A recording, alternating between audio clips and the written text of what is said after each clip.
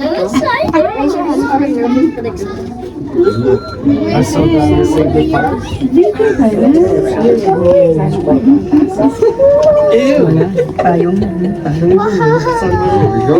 Yeah, so the ladder is stuck down, just bring that down from at the top. Okay, you can climb the ladder. Oh my gosh! Is this exciting? We're going so high. Yeah. Wow, how is everybody today? Good.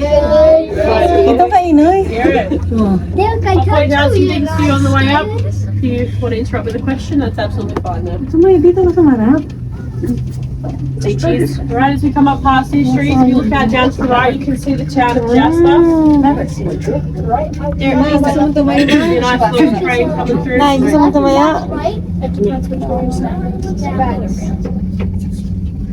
Just running below us, if you're looking down at the back there, you can see the Miette River passing through. Starts at the Yellowhead Mountain Range west, travels out east and meets up with the Athabasca River, which is out on my right hand side. It's got more of a chalky colour to it. It gets its colour because it's glacially fed. It starts at the Columbia ice fields, goes out and eventually ends in the Arctic Ocean. It's the longest in Alberta, about 1,300 kilometres long. If you're going up Highway 93, you can see that there's a waterfall and a glacier named after it as well. If you look out the back window, you can see Pyramid Mountain. It got its name because of the shape resembling the pyramids. Oh my god! It sits on the end of the Victoria Cross mountain range, so to the left, peaks to its left are named after gentlemen that were awarded the Victoria Cross during the war. I don't know their names, but I do know that.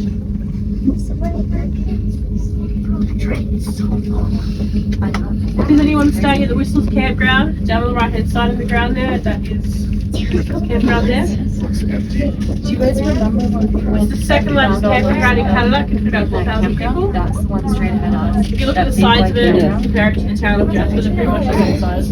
That's where we saw those other. That's Plenty of campgrounds, eh, Greg? Plenty of campgrounds open? We're about to pass our only standing supporting tower. It does sway slightly as we go past it.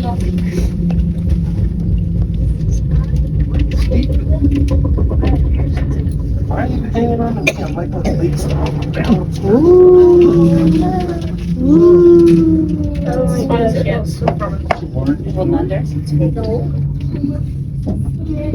We're about to pass over the hiking trail for Whistler's Mountain, which is just below me there, where the danger sign is. It is 6.9 kilometres, can take you anywhere between 2 and 5 hours to complete, just depends on your fitness and how many times you stop. The last part's pretty gnarly, but it's just like straight up the side of the mountain. That side, that's the last part to the upper station. Oh, that's another one. If you're looking at the back window, if you're looking at the very back, there are 2 lakes that sit on the Pyramid Mountain bench. You've got Pyramid Lake, which has an island in the middle of it, which is named Pyramid Island. You can walk out onto the island via the wooden bridge. It's very small, it only takes about 15 minutes to do a whole lap. But it's a good place to sit and look at Pyramid Mountain during sunset. The sun sets behind Pyramid Mountain and it's a really beautiful spot to be. You'll also pass Patricia Lake on your way to Pyramid. It is deeper than Pyramid Lake and it houses a shipwreck at the bottom of it. It's been there since World War II. They built a prototype ship that was 86% made of ice and the rest made of wood materials.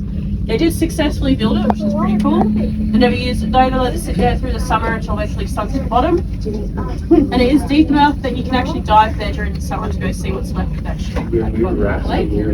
But if you don't dive, there are photos and information plaques around Patricia Lake that show you and tell you about the wreckage at the bottom.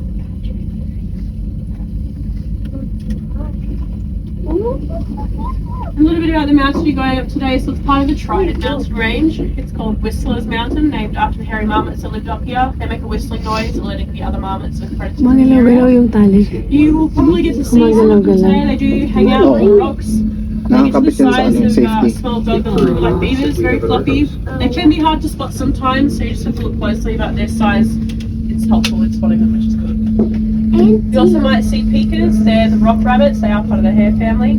They are the size of like guinea pigs, and they've got big round ears on them. They're quite cute. A lot of chipmunks up here as well. And you also might see ptarmigan birds. They change colours throughout seasons. So during the summertime at the moment, they're white, grey, black, browns, blended with the rocks ridiculously well. And during the winter season, they then turn dove white to be able to blend with the snow.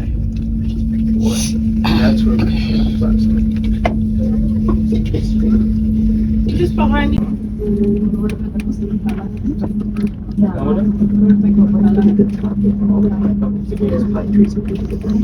It's kind of cool. Yeah.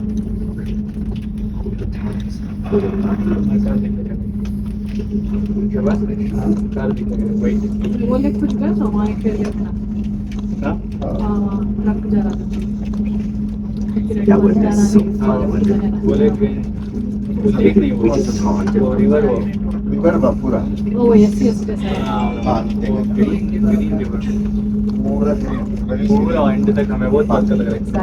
The pine beetles got all these trees too? It's weird how random it is. It's a certain kind of pine. Yeah. That is the pine beetle. Is that what really? Yeah. Wow. The pine beetle is native to Western North America. They started their inward march about 2001 for a couple of reasons. They had higher winds, so they were able to skirt over the Rocky Mountains. Plus, we had warmer winters, so they were able to take a hold here. They came into this valley about 2014. It takes about 3 years for them to kill a tree. They became evident about 2017. 2019, we had a very cold February, the entire month, below like 40 degrees. 40 degrees below. So that basically eradicated them in the area, but of course we're left with all these dead trees. Yeah. Wow.